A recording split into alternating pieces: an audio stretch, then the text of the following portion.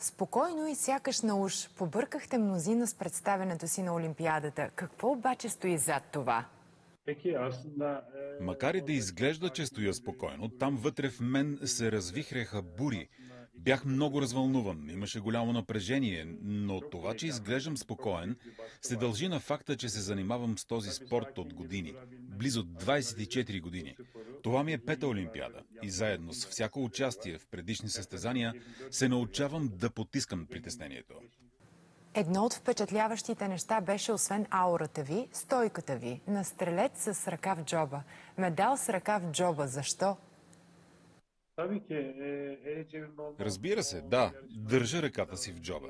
Не беше обичайно поведение за това състезание. И в социалните медии някои приятели коментираха, че ръката ми е в джоба. Така беше и преди 11-12 години, когато станах първи. На световното също бях в същата стойка. В тази позиция съм, откакто съм започнал да стрелям. Причината е, че така тялото ми е по-стабилно, за да запазя равновесие. Затова така го правя. Много се изписа за вас. От семейното ви положение до това, че си искате кучето. Имате ли куче въобще? Каква е истината? За съжаление, тези коментари са фалшиви. Нямам куче. Няма и такава тема. Аз имам само една котка и затова другите неща, които са изписани, са фалшиви или от фалшиви профили, открити на мое име.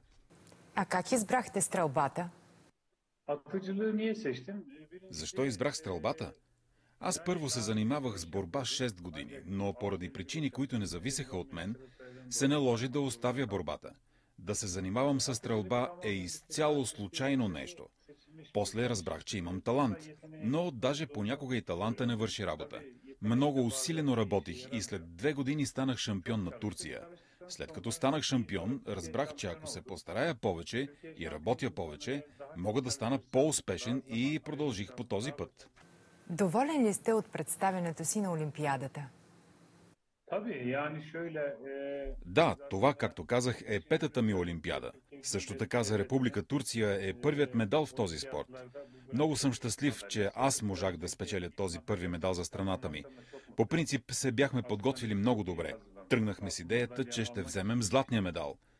Миналата година, когато се проведе световния шампионат, бях останал на второ място. Също така тази година Световната купа в Бразилия бях на първо място. Също така преди 2 месеца в Германия взех първото място. Като цяло бяхме се подготвили много добре. Целта ни беше златния медал. Дори успяхме да стигнем до финалите с рекорд. Но да кажем, че имахме не толкова добър късмет и затова изпуснахме златния медал. Къде ви беше по-лесно, в индивидуалната стрелба или в микса? В микса ми беше по-лесно. В индивидуалната стрелба изпуснах финала с 1 точка, а и бях по-развълнуван. А в микса бях по-спокоен. Самоконтролът беше по-добър и така постигнахме целта си. Хората, които са вещи във вашия спорт, коментират, че разчитате единствено на собствените си очила и тапи за уши. Това прави впечатление особено на фона на добре оборудваните стрелци, които изглеждат като киборги. Аз по принцип, когато стрелям, и двете ми очи са отворени. Ние не че нямаме нужното оборудване, с което другите участваха на Олимпиадата. Просто аз не искам да ги използвам.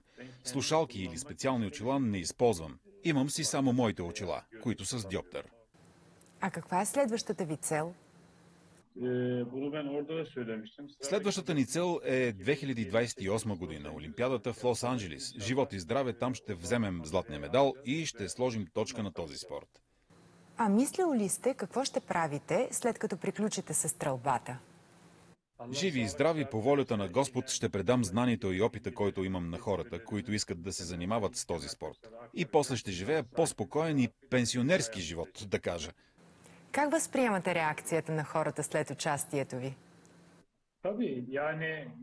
Коментарите по цял свят са много позитивни и това ни кара да се чувстваме много щастливи. Аз възприемам тази реакция така, че в духа на Олимпиадата няма допинг, не използвам излишни подръчни средства, като очила и допълнителни уреди, че това е състезание, в което показваш и хората са оценили таланта на състезателя. Хората видяха тук естествеността, чистотата, яснотата. Мисля, че това е причината да го приемат така моето участие.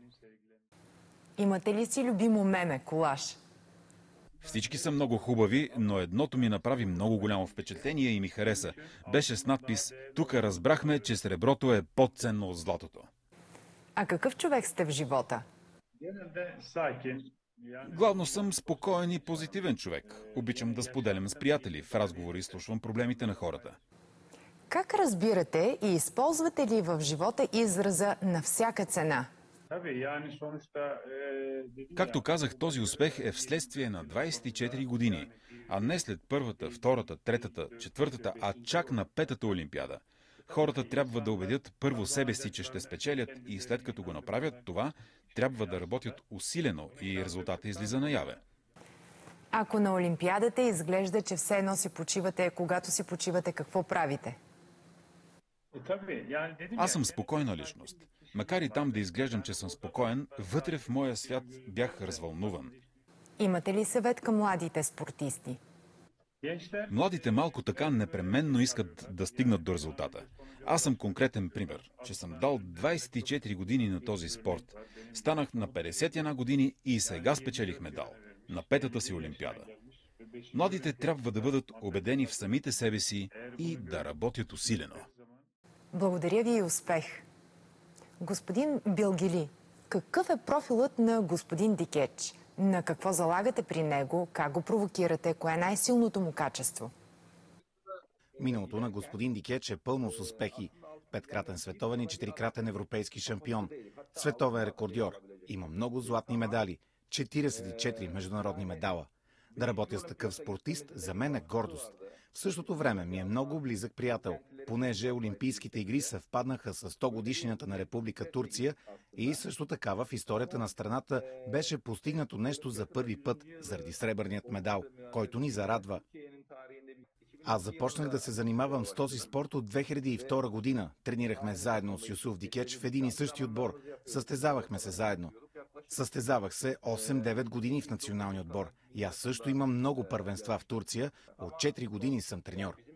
Как ви се стори реакцията на света? По принцип, светът ни познаваше. Познаваше Юсуф Дикеч. Световният рекорд, който го постигна през 2006 година, все още не е задминат. Все още той го държи в Турция. Стрелбата не е много известна и не се знае много. И може да кажем, че сега започва да се популяризира.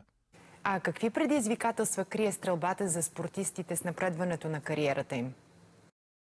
Стрелбата е по-различна от другите спортове. И другите спортове са хубави, но при нас не се налага да се оттеглиш толкова рано, както при атлетиката и плуването, например.